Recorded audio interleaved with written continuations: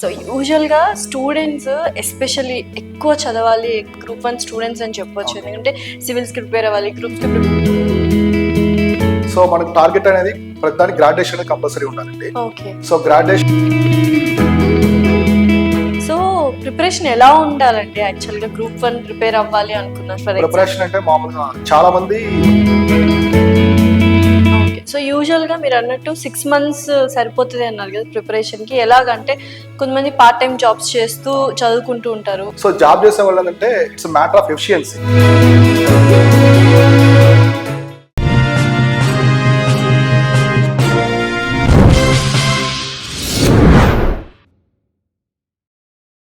Hi, hello, నమస్తే, welcome to our channel. So ప్రస్తుతం స్టూడియోలో మనతో పాటు ఉన్నారు చీఫ్ మెంటర్ శివన్ గారు. నమస్కారం శివన్ గారు, ఎలా ఉన్నారు? బాగున్నారు. సో యూజువల్గా స్టూడెంట్స్ ఎస్పెషల్లీ ఎక్కువ చదవాలి, ఎక్కువ ఆస్పిరెంట్స్ ఎవరైనా ఉన్నారంటే గ్రూప్ 1 స్టూడెంట్స్ అని చెప్పొచ్చు. ఎందుకంటే సివిల్స్కి ప్రిపేర్ అవ్వాలి, గ్రూప్స్కి ప్రిపేర్ అవ్వాలని చాలా ఇంట్రెస్టెడ్గా ఉంటారు, చాలా డెడికేటెడ్గా ఉంటారు. అసలు గ్రూప్స్కి ప్రిపేర్ అవ్వాలన్న ఆలోచన ఎప్పటి నుంచి వస్తే బెస్ట్? ఎప్పటి నుంచి వాళ్ళు ట్రైనింగ్ తీసుకుంటే బెస్ట్? అంటే లైక్ డిగ్రీ అప్పుడా, లేకపోతే ఇంటర్ నుంచే వాళ్ళు స్టార్ట్ చేయాలా? అలాగా టైం పీరియడ్ ఏంటి, ఎలా వాళ్ళు ప్రిపేర్ అవ్వాలి? మామూలుగా ఇవి సర్వీసెస్ 2 రకాలుగా ఉంటాయండి. స్టేట్ సర్వీసెస్ ఉంటాయి, మనకి సెంట్రల్ సర్వీసెస్ ఉంటాయి. కరెక్ట్. సో సెంట్రల్ లో యూపీఎస్సీ ఉంటుంది, తర్వాత మనకి SSCGL అని చెప్పేసి కొన్ని సర్వీసెస్ ప్రొవైడ్ చేస్తారు. ఇక్కడ స్టేట్ లో వచ్చి మనకి గ్రూప్ 1, గ్రూప్ 2 ఇలా వస్తాయి. సో మనకు టార్గెట్ అనేది ప్రతిదానికి గ్రాడ్యుయేషన్ కంపల్సరీ ఉండాలండి. సో గ్రాడ్యుయేషన్ ముందు నుంచే కొందరు ప్లాన్ చేసుకుంటారు.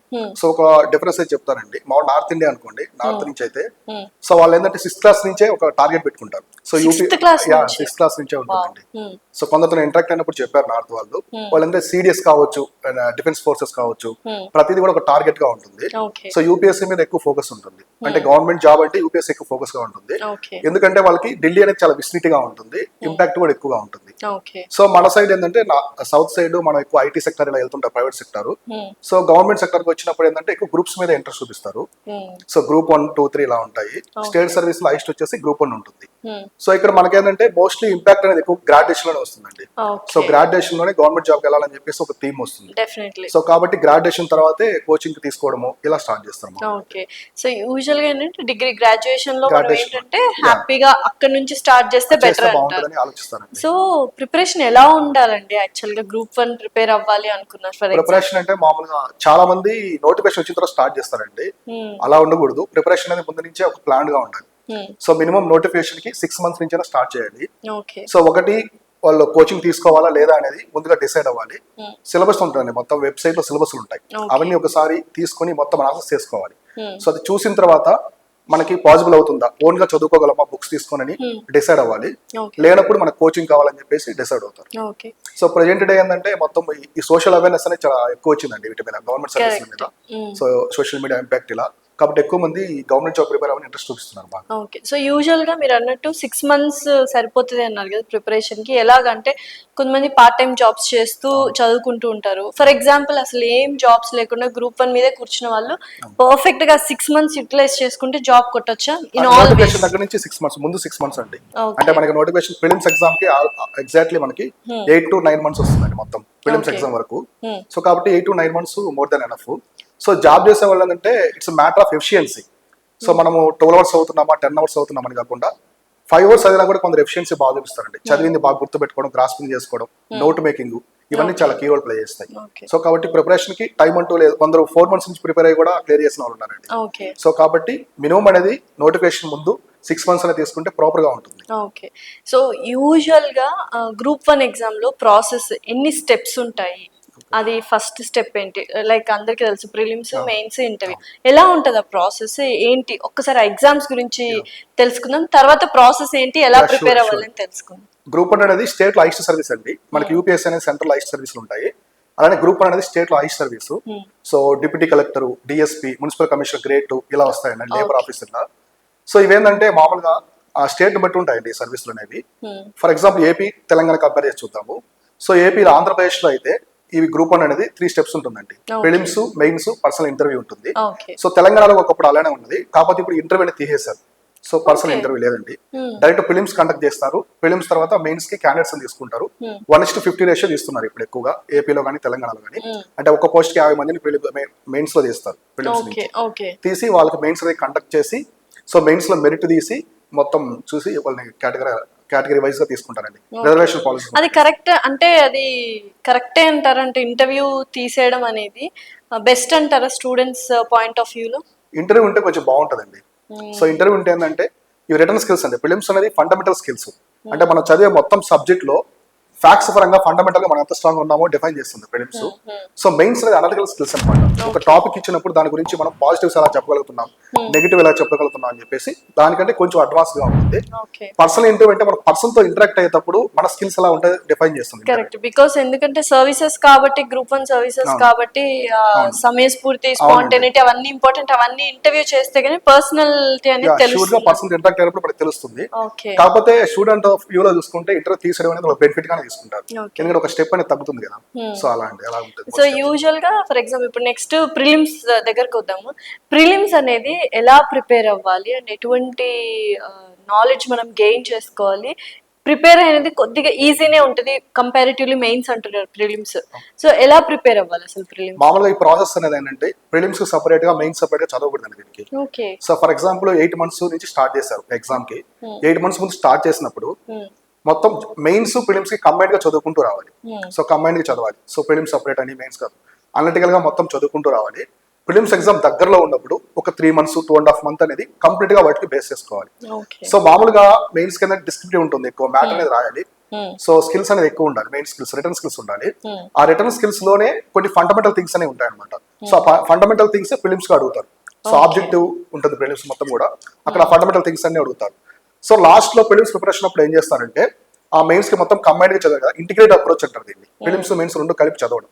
ఈవెన్ ఇంటర్వ్యూ ఉన్నా కూడా పర్సనల్ ఇంటర్వ్యూ కూడా అదేదో లాస్ట్ లో ప్రిపేర్ అయ్యేది కదండి, మనం మొదటి డే నుంచి ప్రిపేర్ అయ్యే దాంట్లో నుంచే ఇంటర్వ్యూ కూడా వస్తుంది. ఆ స్కిల్స్ అన్ని ఇక్కడ నేర్చుకుంటాం మనం. సో వాటికి సపరేట్ గా మళ్ళీ ప్రిపేర్ అవుతారు. సో ప్రిలిమ్స్ దగ్గరలో ఉంది, లాస్ట్ 2 months 3 months అట్లా ఫోకస్ చేస్తారు. సో తర్వాత మెయిన్స్ మొత్తానికి ఫోకస్ చేస్తారు, లాస్ట్ లో ఇంటర్వ్యూ అలా ఫోకస్ చేస్తారు. ఇలా స్టెప్స్ ఆర్డర్ ఉంటుంది. అయితే ప్రిలిమ్స్ అనేది కంప్లీట్ ఫండమెంటల్ ఎగ్జామ్, ఫండమెంటల్స్ అన్ని అనమాట. సో మెయిన్స్ కోసం చదివిన వాటిలో ఫండమెంటల్ థింగ్స్ అన్ని తీసుకుని ప్రిలిమ్స్ అడుగుతారు.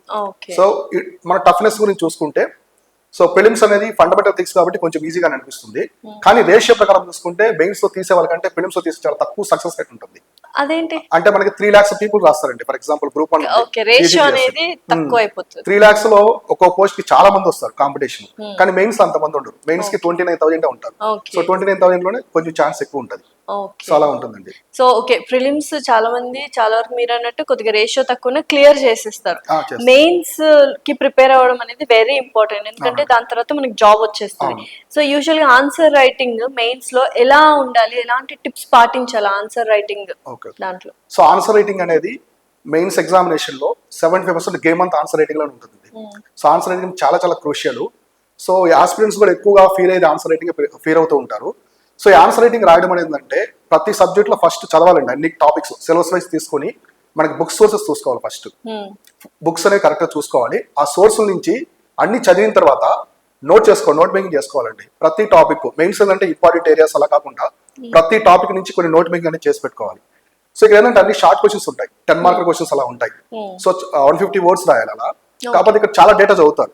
సో వాటిలో నుంచి మంచి పాయింట్స్ రాయాలి. సో అది ఆన్సర్ రైటింగ్ స్కిల్స్ చాలా ఉపయోగపడుతుంది. సో తర్వాత ఈ ఆన్సర్ రైటింగ్ అనేది ఏంటంటే కంప్లీట్ ఒక టాపిక్ అడుగుతారండి. ఆ టాపిక్ సంబంధించినటువంటి బాగా రిలేటెడ్ గా ఉండే థింగ్స్ వాళ్ళు ఏం అడిగారు, సో వాళ్ళు ఏం అడిగారు అది రాయాలి, కానీ మనకు తెలిసింది రాయకూడదండి. సో అలా ఉంటాయి ఈ టిప్స్ ప్రకారం చూసుకుంటే. వీటిలో కొన్ని మీరు టెయిల్ వర్డ్స్ అంటారు. సో టెయిల్ వర్డ్స్ చాలా చాలా క్రూషియల్ అండి ఆన్సర్. సో ఏంటి అసలు టెయిల్ వర్డ్స్ అంటే ఏంటి, వాటిని ఎలా ఎక్కడ యూజ్ చేస్తే బెటర్? టెయిల్ వర్డ్స్ అంటే తెలుగులో తోక పదాలు అంటారండి. సో మామూలుగా ఏదైనా టాపిక్ ఇచ్చినప్పుడు డిస్కస్ అబౌట్ అంటారు కదా. So discuss about goods and service tax అన్నారు, GST. అక్కడ డిస్కస్ అనేది టెయిల్ వర్డ్. టెయిల్ వర్డ్ అని ఎందుకు వస్తుంది అంటే కొన్ని చివర్లో అడుగుతారండి. ఒక పెద్ద స్టేట్మెంట్ ఇచ్చేసి చివర్లో ఇప్పుడు marriage is a compulsory activity అని పెట్టారు, లాస్ట్ లో డాట్ పెట్టేసి డిస్కస్ అంటారు. సో అట్లా చివర్లో అడుగుతారు కాబట్టి దాన్ని టెయిల్ వర్డ్ అంటారు. సో ఆన్సర్ రైటింగ్ మనం రాసే ప్రతి ఒక్క వర్డ్, ప్రతి సెంటెన్స్ కావచ్చు, ప్రతి పారాగ్రాఫ్, ప్రతి bullet point, each and everything ప్రతి ఒక్కటి కూడా టెయిల్ వర్డ్ బేస్ చేసుకుని ఉండాలి. ఇప్పుడు ఫర్ ఎగ్జాంపుల్ ఒక తీసుకుందామండి. For example goods and service tax ఉంది, దాని గురించి కామెంట్ అన్నాడు టెయిల్ వర్డ్, డిస్కస్ అన్నాడు. యూనిటీ డిఫరెన్స్ చాలా ఉంటుంది. కామెంట్ అంటే మనకు ఒపీనియన్ రాయడం అండి, ఆ ట్యాక్స్ మీద ఒపీనియన్ రాయడం. సో డిస్కస్ అంటే GST అంటే ఏంటి అని చెప్పేసి రాయడం. ఇప్పుడు అదే మనం ఎక్స్ప్లెయిన్ అంటాము, డిస్కస్ అంటాము, సేమ్ గా ఉంటాయి, రెండు సేమ్ గా ఉంటాయి. ఎక్స్ప్లెయిన్ డిస్కస్ అంటాం, కానీ చాలా వేరియేషన్ ఉంటుంది. ఎక్స్ప్లెయిన్ అంటే బ్రీఫ్ అవ్వడం అండి, లైట్ గా దాని గురించి ఎక్స్ప్లెయిన్ చేసుకుని మొత్తం ఆన్సర్ రైటింగ్ మొత్తానికి కంబైన్ ఒక ఎగ్జాంపుల్ ఇచ్చేసేయచ్చు. ఎక్స్ప్లెయిన్ లో బ్రీఫ్ గా ఉంటుంది. కానీ డిస్కస్ అనేది deeper than the explain. So topic ని కొంచెం డెప్త్ గా వెళ్ళి ఎక్స్ప్లెయిన్ చేసి ప్రతి పారాగ్రాఫ్ కి మీరు ఒక ఎగ్జాంపుల్ ఇవ్వాలి. సో డిస్కస్ లో అలా ఉంటుందండి. సో సేమ్ ఇలానే మనకి అనలైజ్ అంటారు, క్రిటికల్లీ అనలైజ్ అంటారు. సో అనలైజ్ అంటే విశ్లేషించడం. ఇప్పుడు మనకి పొలిటికల్ అనలిస్ట్ బాగా విన్నాం ఈ మధ్య ఎలక్షన్. పొలిటికల్ అనలిస్ట్ ఏం చేస్తారండి, ఒక పొలిటికల్ పార్టీ రిక్రూట్ చేసుకుంటే తను మొత్తం కాన్స్టిట్యున్సీ మొత్తం తిరిగి నియోజకవర్గాలు ఎక్కడ వీక్ గా ఉంది, ఎక్కడ స్ట్రాంగ్ గా ఉంది అన్ని చూస్తాడు, అనాలిసిస్ చేస్తాడు, మొత్తం సింపుల్ గా అనాలిసిస్ చేస్తాడు. సో క్రిటికల్లీ అనలైజ్ అంటే దాని మీద ఎక్కువ ఫోకస్ చేస్తాడు, ఒక కాన్స్టిట్యున్సీ మీద ఎక్కువ ఫోకస్ చేసి అందులో విషయాలన్నీ తెలుసుకుంటాడు. విశ్లేషించడం అంటారు. పాజిటివ్స్ ఎక్కడ ఉన్నాయి, నెగిటివ్స్ ఎక్కడ ఉన్నాయి తీసుకోవాలి అనలైజ్ లో. సో క్రిటికల్ అనలైజ్ లో పాజిటివ్స్ నెగిటివ్స్ తో పాటు ఒక ఎగ్జాంపుల్ ఎక్స్ప్లెయిన్ చేయాలి దాన్ని. సో నెగిటివ్ ఏముంది, పాజిటివ్ ఏముందో ఎక్స్ప్లెయిన్ చేయాలి. ఇటువంటి అన్ని కూడా తోక పదాలు అంటారు. సో తోక పదాలను బేస్ చేసుకుని ఆన్సర్ ఉంటుందండి. ఇప్పుడు రాబోయే ఈ ట్రెండ్ లో ఎక్కువగా చాలా మంది మెయిన్స్ లో ఆన్సర్ తగ్గిపోతుంది, స్కోర్ తగ్గిపోతుంది బాగా. సో యూపీఎస్సీ చూసుకుంటే లాస్ట్ 10 years నుంచి ఇప్పుడు వచ్చే స్కోర్ చాలా వరకు తగ్గిపోతుంది. ఈవెన్ గ్రూప్ 1 కూడా అలానే ఉందండి. ఎందుకంటే టెయిల్ వర్డ్స్ అర్థం కాదండి.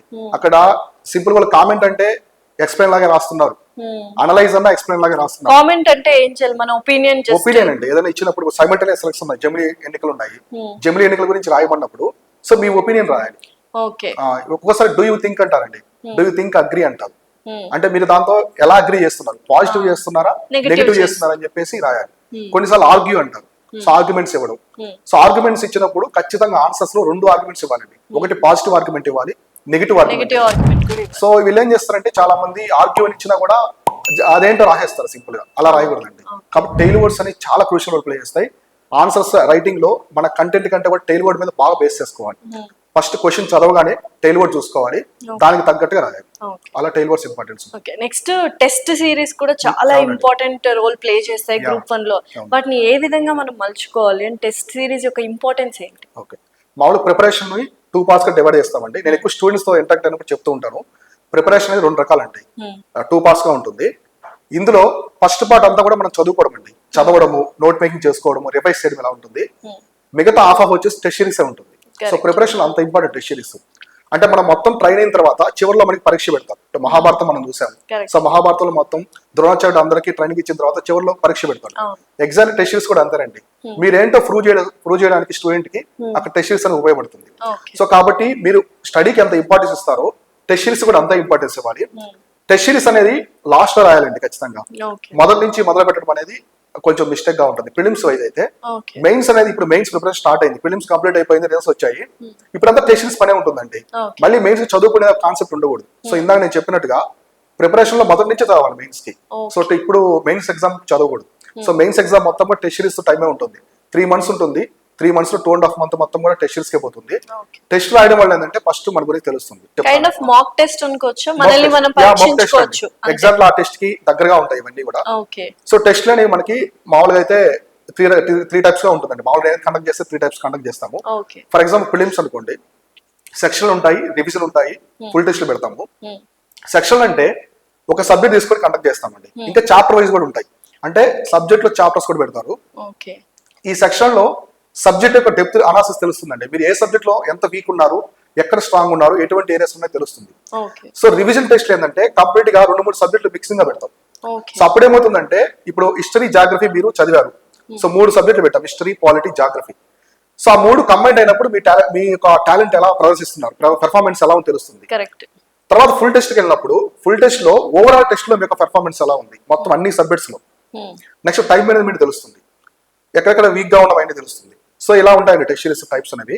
తర్వాత టెస్ట్ రాసిన తర్వాత ఏం చేయాలి మామూలుగా. సో టెస్ట్ ప్రిపేర్ అవుతారు, ప్రిపేర్ అయిన తర్వాత టెస్ట్ రాస్తారు. టెస్ట్ రాసిన తర్వాత ఎక్స్ప్లెనేషన్ నోట్ ఇస్తారు, మెయిన్స్ కి ఎవాల్యుయేషన్ చేసిస్తారు. ప్రతి ఒక్కరు ఖచ్చితంగా ఎవాల్యుయేషన్ చేసిన తర్వాత అక్కడ మార్క్ కొన్ని రాస్తామండి మామూలుగా. సో మీరు ఎక్కడెక్కడ వీక్ గా ఉన్నారు అవన్నీ కూడా రెడ్ మార్క్ తో రాస్తారు, రేటింగ్ తో.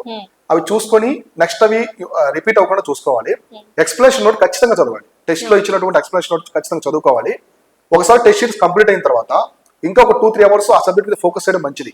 అంటే మనం ఎక్కడెక్కడ వీక్ గా ఉన్నాం ఒకసారి చూసుకోవడం మంచిది నెక్స్ట్ టెస్ట్ కి వెళ్ళేలోపు. అండ్ టైం కూడా మనం ఎంత డ్యూరేషన్ లో మనం కంప్లీట్ చేస్తున్నామని టెస్ట్ సిరీస్ ద్వారా తెలుస్తుందండి. అందుకే అండి ప్రిపరేషన్ లో మీరు ఏంటని చెప్పేసి half of the preparation test series decide చేస్తాం.